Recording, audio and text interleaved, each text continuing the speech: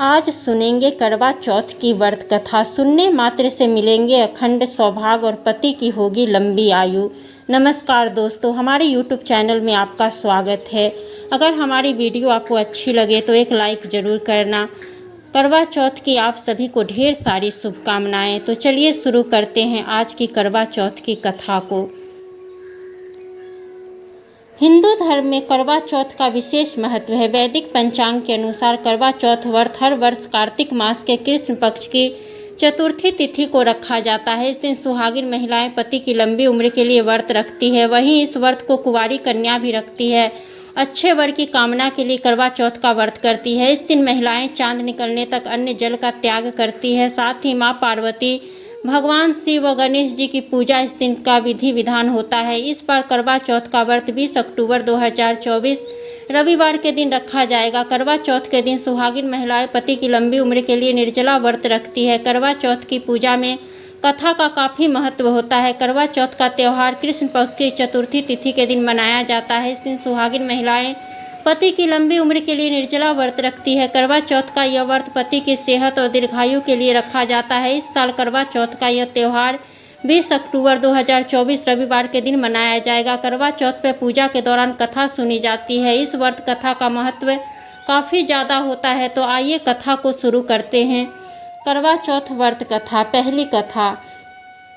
एक समय की बात है, एक साहूकार के 7 बेटे और उनकी एक बहन थी। बहन का नाम वीरवती था। सातों भाई अपनी बहन से बहुत प्यार करते थे, यहाँ तक कि वे पहले उसे खाना खिलाते और बाद में स्वयं खाते थे। एक बार उनकी बहन ससुराल से मैके आई हुई थी। शाम को भाई जब अपना कार्य बंद कर घर आए तो देखा कि उनकी बहन बहुत व्याकुल है। सभी भाई खाना खाने बैठे और अपनी बहन से भी खाने का आग्रह करने लगे, लेकिन बहन ने बताया कि उसका आज करवा चौथ का निर्जला व्रत है। वह खाना सिर्फ चंद्रमा को अर्घ्य देने के बाद ही खा सकती है। चूँकि चंद्रमा अभी तक नहीं निकला है, इसलिए वह भूख प्यास से व्याकुल हो उठी है। तब उसके भाइयों ने पीपल की आड़ में महताब आदि का सुंदर प्रकाश फैलाकर बनावटी चंद्रोदय दिखला दिया और उसके बाद वीरवती को भोजन करवा दिया। परिणाम यह हुआ कि उसका पति तुरंत अदृश्य हो गया। फिर वीरवती ने 12 महीने तक प्रत्येक चतुर्थी को व्रत किया। अगले साल फिर करवा चौथ आने पर उसने व्रत किया और अपने पति को पुनः प्राप्त किया।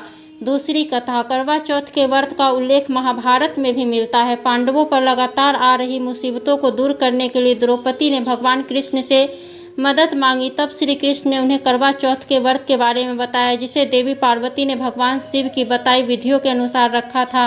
कहा जाता है कि द्रौपदी के इस व्रत को रखने के बाद न सिर्फ पांडवों की तकलीफें दूर हो गई, बल्कि उनकी शक्ति भी कई गुना बढ़ गई। तीसरी कथा। करवा चौथ के व्रत को सत्यवान और सावित्री की कथा से भी जोड़ा जाता है। इस कथा के अनुसार जब यमराज सत्यवान की आत्मा को लेने आए तो सावित्री ने खाना पीना सब त्याग दिया। उसकी जिद के आगे यमराज को झुकना ही पड़ा और उन्होंने सत्यवान के प्राण लौटा दिए।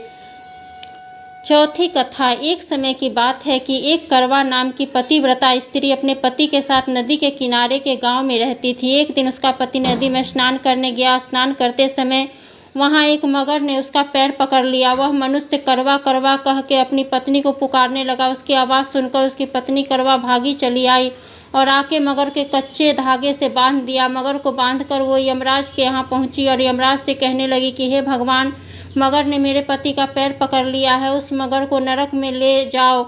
यमराज बोले, अभी मगर की आयु शेष है, अतः मैं उसे नहीं मार सकता। इस पर करवा बोली, अगर आप ऐसा नहीं करोगे तो मैं आपको श्राप देकर नष्ट कर दूंगी। सुनकर यमराज डर गए और उस पतिव्रता करवा के साथ आकर मगर को यमपुरी भेज दिया। करवा के पति को दीर्घायु दी। हे करवा माता, जैसे तुमने अपने पति की रक्षा की, वैसे सबके पतियों की रक्षा करना। करवा चौथ पर क्यों करते हैं चांद की पूजा, जाने इसका धार्मिक महत्व। करवा चौथ की पूजा में सुहागिन महिलाएं छलनी में जलते हुए दीपक को रखती है और फिर उसके बाद उस छलनी से दीपक की रोशनी में चांद को देखती है। उसके बाद इससे अपने पति को देखती है। फिर पति अपनी पत्नी को पानी और मिठाई खिलाकर इस व्रत को पूरा करवाते हैं। लेकिन क्या आप जानते हैं इस व्रत में सुहागिन महिलाएं चांद की पूजा क्यों करती है? इसके पीछे एक पौराणिक कथा है। रामायण के अनुसार एक बार भगवान राम ने पूर्व दिशा की तरफ चमकते हुए चंद्रमा को देखा और अपने आसपास मौजूद सभी लोगों से पूछा कि चंद्रमा में जो कालापन दिखाई दे रहा है वह क्या है। सभी उपस्थित लोगों ने अपने अपने तर्क देकर सवाल का जवाब दिया। इस पर भगवान राम ने बताया कि चंद्रमा में कालापन उसके विष के कारण है। वो अपनी विष युक्त किरणों से वियोगी नर नारियों को जलाता रहता है। यदि बात करें मनोविज्ञान की तो उसके अनुसार जो पति पत्नी किसी कारणवश एक दूसरे से अलग हो जाते हैं उन पर चंद्रमा की किरणें कष्ट पहुंचाती है। इसलिए करवा चौथ पर चंद्रमा की पूजा कर महिलाएं कामना करती है कि चंद्रमा के कारण उन्हें अपने पति का वियोग न सहना पड़े। आप सभी को करवा चौथ की बहुत बहुत बधाइयाँ।